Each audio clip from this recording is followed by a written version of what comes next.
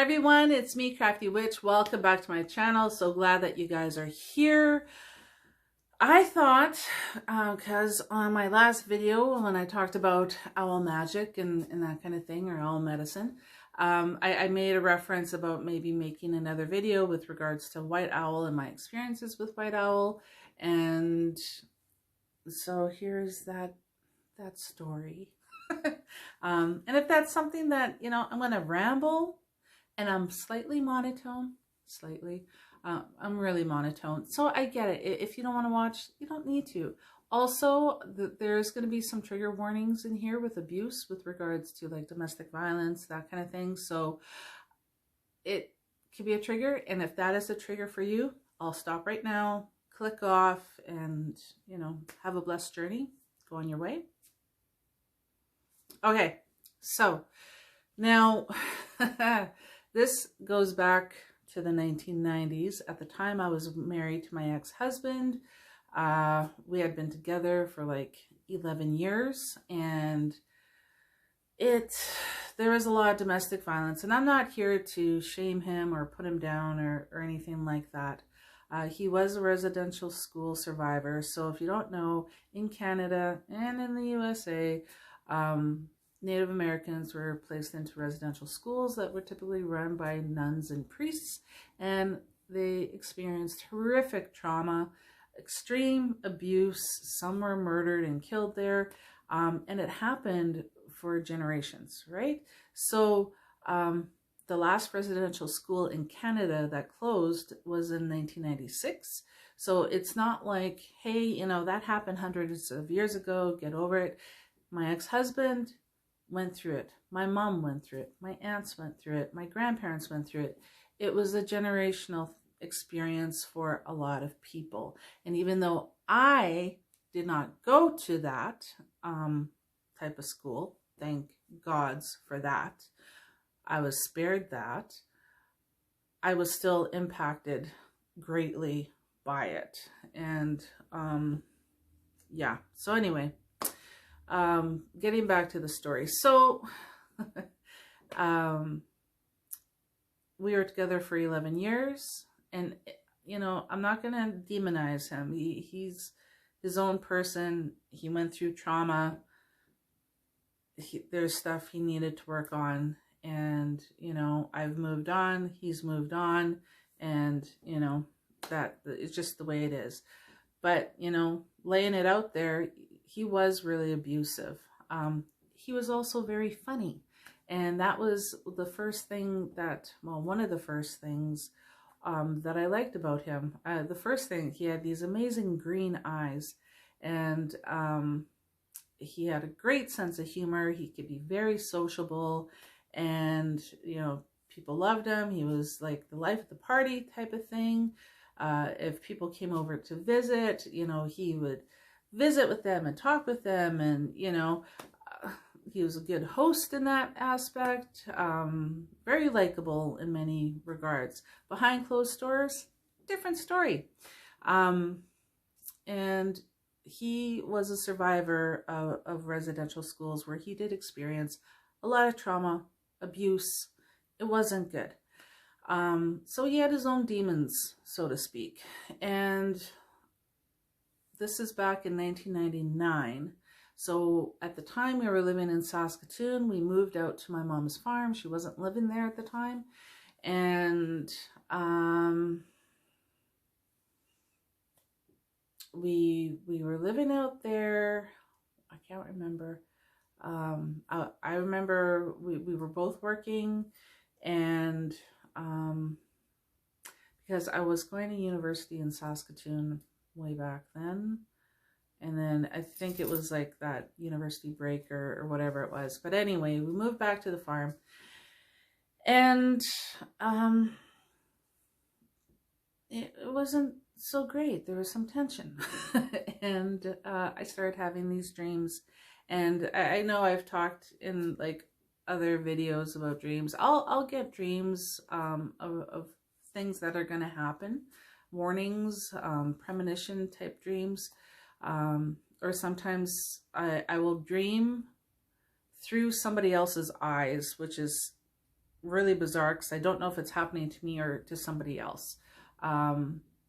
Getting sidetracked here, but let's go down this other rabbit hole. So I'll have a dream, like for instance, I had dreamt about my cousin's boyfriend, and I dreamt about what he looked like, right down to the clothes that he was wearing.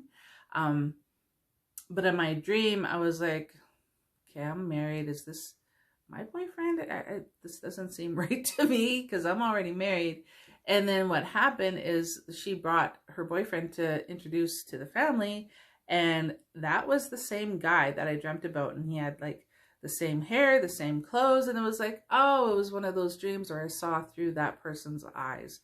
Or maybe I'll dream about like a school bus rollover, like something major and traumatic, but I'll see it through the kids' eyes as it's happening to them. So I have those kind of dreams, and those are confusing to me because I don't know if it's going to happen to me per se, or if I'm seeing it through somebody else's eyes and that's going to be what their experience is or what they have experienced. Get what I'm saying? Anyway, so going back to the whole thing with Owl and whatnot. So back in 99, we moved out to the farm. And I started having these dreams. So in the one dream I had, the very first dream, it was literally of this giant white owl, and we didn't speak. We were in like some kind of, it was like a room. We were indoors somewhere. And he was like, our heads were like eye level with each other. And he put his wing around me. And then we turned, like, it was like we were standing side by side or something, but he was tall. Like, I don't know if he was perched up on something, but he put his wing around me. And then as he did that, we both turned and we looked at each other. So like, let's say his wing wrapped around me and his head's right here. Like he turned his head this way, like this white owl's head. And then I turned and I was looking at this owl's face, right? You know, that was one dream, and that dream went away. And then I remember waking up and I was like, what was that about? Okay, that was interesting. And then I thought, well, you know, we have this ancestor named White Owl. Our family's been linked to these owls, and, you know, maybe just kind of popping by to, you know, say hello, check up on me, make sure I'm okay, that kind of thing. And then I don't know how much later after that I had another dream, and this one was more intense. I dreamt about, it was either 5 or 7 tornadoes. I can't remember exactly how many, but there was like all these tornadoes, and I was at my mom's place and I was standing outside and I could see them, and they were all in the north and they were coming like towards me. And I was like, oh crap. And I wasn't afraid, but I was filled with like all this dread. So for me, when I dream about tornadoes, they represent a sudden, swift, powerful, life-changing event. It's something that is so powerful, it's gonna rip the rug out from under your feet. You're going to land flat on your ass. It's going to beat you down, knock you out. It's a powerful, powerful, life-changing moment. It doesn't mean that the effects of it long-term are going to be bad, but it's going to knock the wind right out of your lungs. It's going to like hit you hard, and you're not going to be ready for it. Because nobody's ever ready for that kind of stuff anyway, right? But it's something massive, massive change. And I was like, okay. So I was filled with dread. And then the dream changed to, I'm standing again side by side, with a relative. Now this relative was from my grandfather's side, and he was like cracking jokes about my weight, because I was chunky then. I'm fat as hell now, but anyway, and it's funny because out of my mom's side of the family, and like all my aunts, my grandmother, my uncle, all my cousins, nobody is overweight except for me. I'm the only one. So he was just making little jokes about that, and I was like, yeah, okay, I get it, whatever. And then he was telling me, you know, my girl, he said, there's changes coming and you need to be ready, and they're going to be hard and they're going to be difficult, but you need to know you're not going to go through them alone. And we're going to be with you through it all. And I was like, okay, I'm not sure what you're talking about or what's going to happen. He wouldn't tell me what was going to happen, but it was like he was coming to let me know something big's going to happen and I'm not alone. And sometimes I get a little bit like choked up by it, because this particular ancestor, who I recognize from family photos, died long before I was even born. Like they died in the 40s kind of thing, or whatever it was. Like they died long before I was even born. I've never met them, but he came and he had this chat with me. So that touches me, because it was like, he never met me. Why should he even care about me, kind of thing. But they do. Our loved ones, that even ones we haven't met that have already crossed over, could be like decades before we are even born. They do watch over us. And so yeah, anyway, he came and told me that, and I was like, oh, okay, crap. So I knew something was coming. I had the dream about the tornadoes. This guy is talking to me afterwards. He's telling me, you know, blah, blah, blah. Changes are coming. You're not alone. It's going to be hard. It's going to be painful. But you're not alone. We're with you. Okay. And then I dreamt about my grandparents, my Kuku and Mushum. And by this time they were deceased. They were both deceased. And I dreamt I was like in the back seat of this car, and my grandfather was driving. My grandmother was sitting in the passenger side. She'd sit in the shotgun. I'm in the back seat, and I think my uncle was there too. But I remember my grandparents for sure. And we're driving in the mountains, and it was nighttime, and then like every once in a while the headlights would go off, and we're driving in complete darkness, and like there's winding roads going through the Rocky Mountains, you know, and it was just like, and I was scared, and I was like, my grandfather just kept on driving like it's no big deal, and meanwhile I'm in the back seat like, what the hell's going on here, like, you know. But they were taking me to the mountains. Okay, so that was that dream. And then I dreamt about White Owl again. And this time the owl itself, it was like an owl, spoke to me in English. Didn't speak to me in Ojibwe or in Anishinaabe. Didn't speak to me in Cree. Spoke to me in English, which was good because I'm not fluent in any other languages. I know a few words in German, a few words in French, a few words in Cree, a few words in this and that, but I'm only fluent in English. And so he spoke in English to me. And he told me his name was White Owl, and which, you know, kind of figured that was a little obvious. The big, giant white owl. And he told me that we would be meeting soon, and to be ready for change. And he said that it's going to be a very painful process, and that I would make it through, and that I'll be headed west, which ties in with the dream I had about my Kukum and Mushum taking me to the mountains. And I was like, okay. And he told me that I would get through this. and, you know, he would be watching over me kind of thing. Okay. So I remember waking up and it was like, oh, that's quite the dream. And so then not long after that,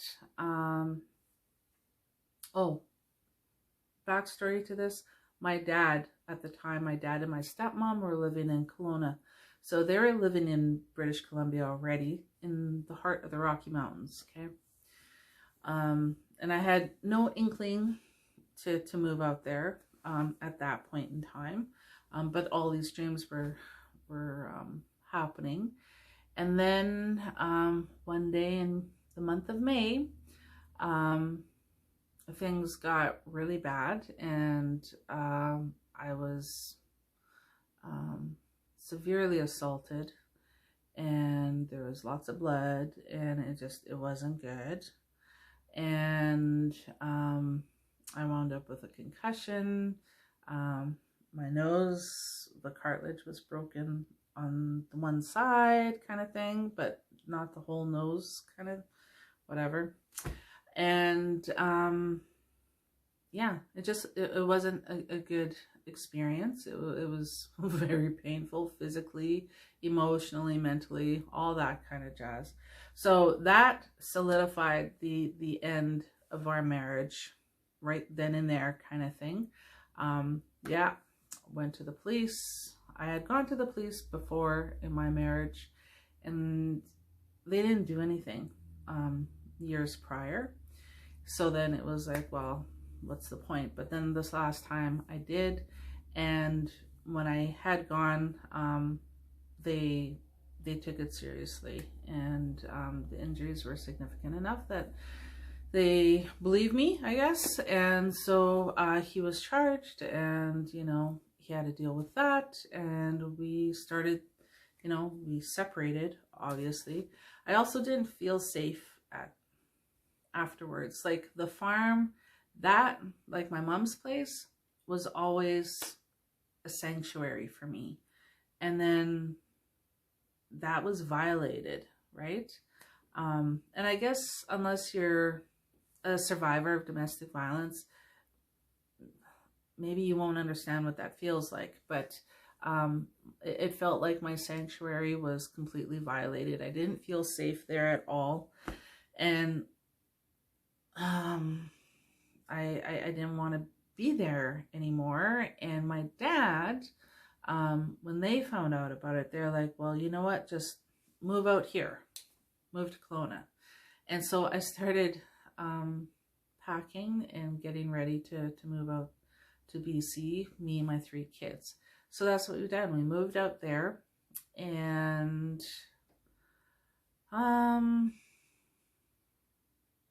got a place.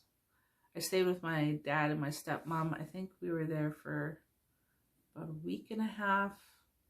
And then I found a place, and which was actually really close to my dad's. It was like 2 blocks away. It was awesome. We were very close, and I would walk over there with my kids. They were little at the time, and we'd go visit my dad, and it was beautiful, beautiful country. The scenery was gorgeous. We lived at by Mount Boucheray. It was beautiful. And so now me and my kids, we have our own little duplex, and it's beautiful. I've rebuilt myself. We started with basically just our clothes, and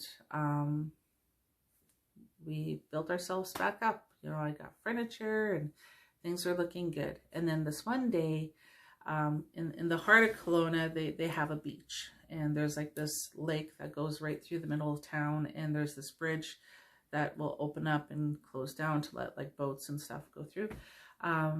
So anyway, we decided to go to the beach, and they have this beautiful boardwalk there, and it was gorgeous, beautiful summer day. Sun was shining. It was beautiful. Lots of people, lots of vendors and local artisans with their wares were set up. And, you know, I remember stopping and watching this one guy, and he was like laying on the grass, and he was doing like this wood burning and on carvings, like wood carvings. And so it was beautiful. So we were going to go and check out the waterfront or the boardwalk rather, and all these different like arts and crafts that people were selling. And then we're going to go to the beach part and go swim. So we're walking, and then this guy comes up to me through the crowd. It was just the boardwalk was filled with people. And this is an actual waking moment. I was not dreaming. I wasn't asleep. This wasn't some kind of spiritual dream. I was actually down at the beach there with my kids. And, you know, I've never experienced anything so wow before. Like, it was just so cool. So anyway, walking, and then through the crowd, I could see this Native American man, and he's tall, and he's got a mohawk, okay, and his eyes are just crystal clear, like, you know, it was amazing. He wasn't dressed the best. His clothes just kind of looked like they were haphazardly put on or something. Like, it wasn't like he wasn't wearing like buckskin or anything. He had like jeans and some kind of shirt. It was like, kind of looked like paint splatter or tie-dye, something like that. It was kind of colorful, but like the background on the shirt was white. I remember that. And he had dark skin, and he had a mohawk, completely like shaved on the sides and the mohawk. And he came up to me. He came straight towards me in the middle of the boardwalk. My kids are there. My kids are like, who's this guy? And he stuck out his hand, and all he said was, "I'm glad you made it. I'm White Owl."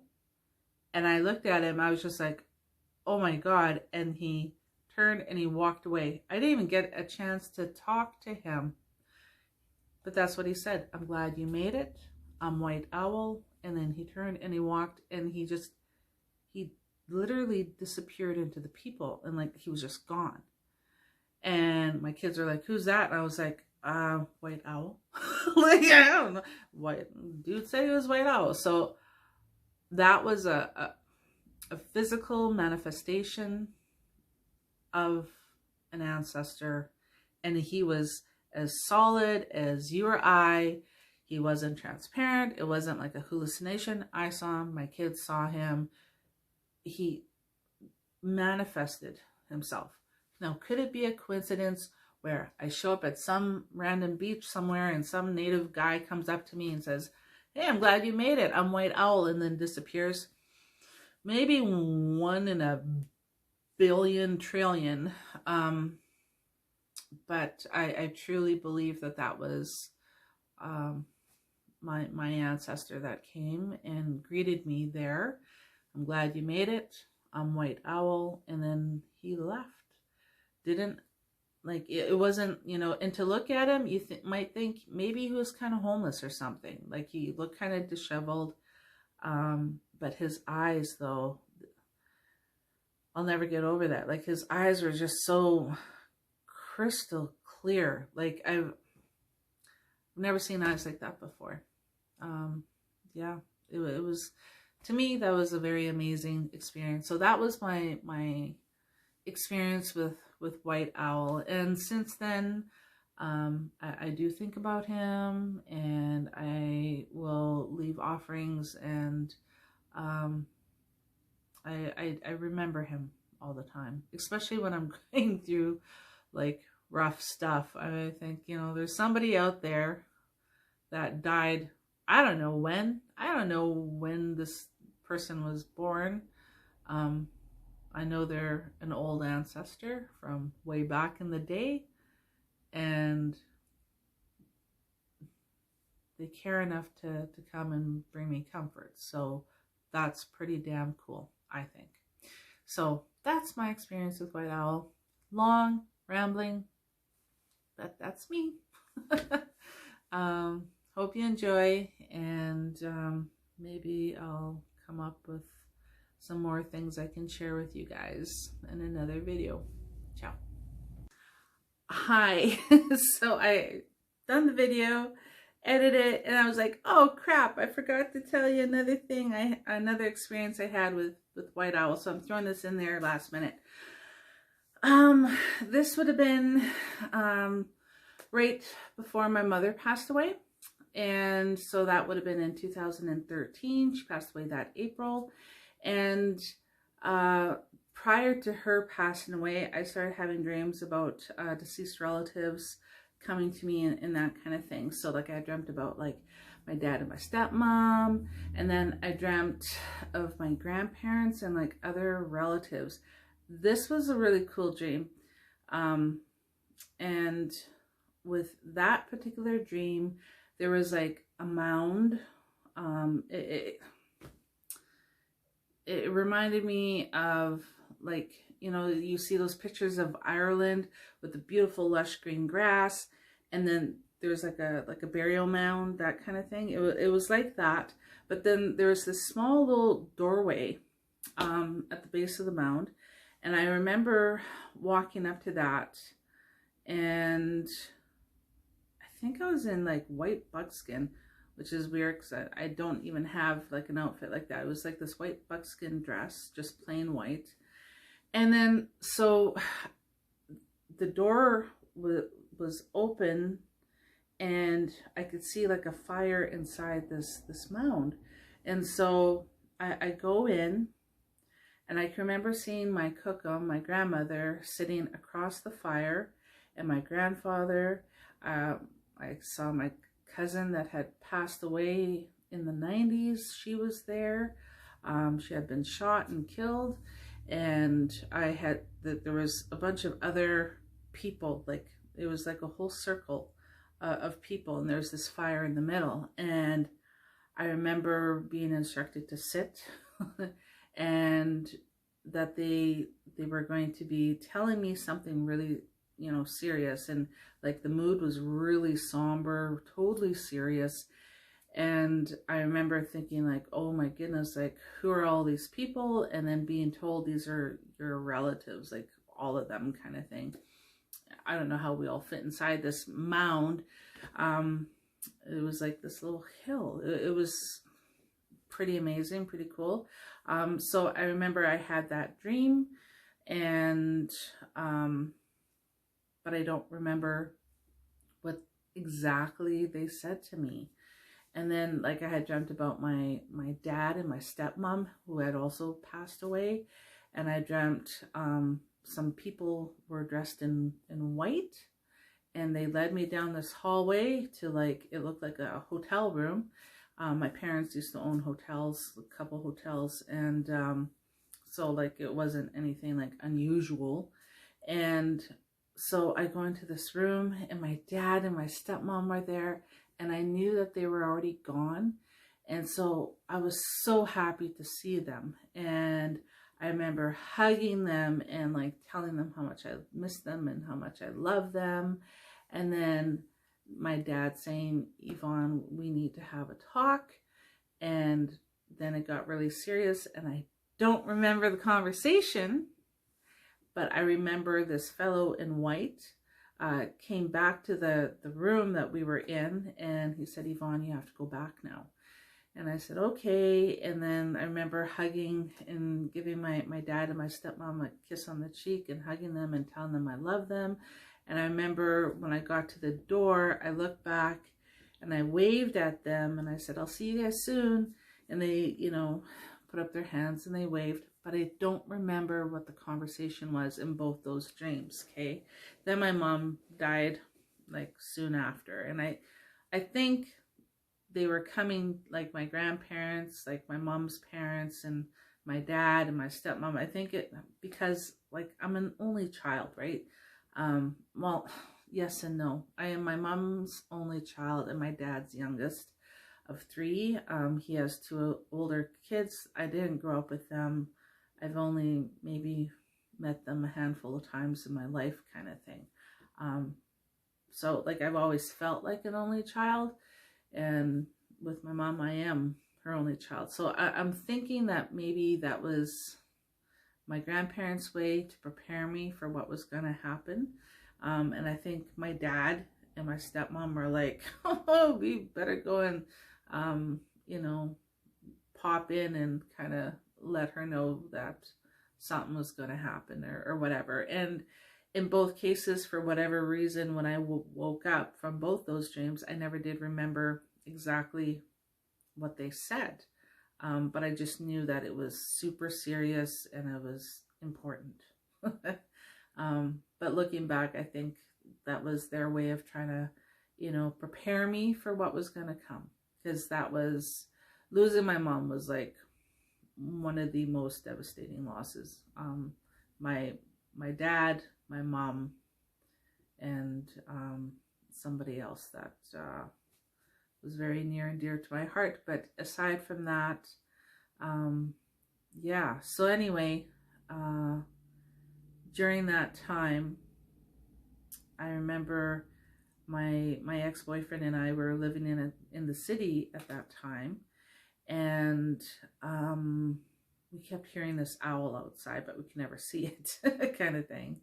And okay, whatever. And so then this one evening, it was like, I remember it was dusk, and we go outside, and we could, I don't know what it was, but it was something that made me look up. And there was this massive white owl, and it was flying like over top of us. And I remember seeing its wings outspread, and it was just huge. And it was like, Mike, do you see that? Like that's just amazing. And so I remember we both stopped and we were looking at it, and it was like just flying around above us, kind of thing. And they're not super common in this particular area. So at that point in time, I thought, okay, I dreamt about my grandparents and these other relatives and this mound that we had this talk, ceremony, whatever in. And then I dreamt about my dad and my stepmom. And at the time, my mom was really sick. And then you know, we see this white owl, and it was like, oh, you know, it's not looking good, kind of thing. And what other omens happened after that? I believe I remember hearing the Pakak, and that was kind of like a warning and that kind of thing. Yeah, so that's the other white owl experience I had. And then a couple years later, I'm trying to think what year, 2014? No, 2015. It's 2015. I went out to my grandparents' farm, and went out to go check up on the land and stuff. And then as I was leaving, there were two big white owls sitting in the tree. Like there's these trees, well, there's trees all over, but they were sitting in this tree, and there's like two of them.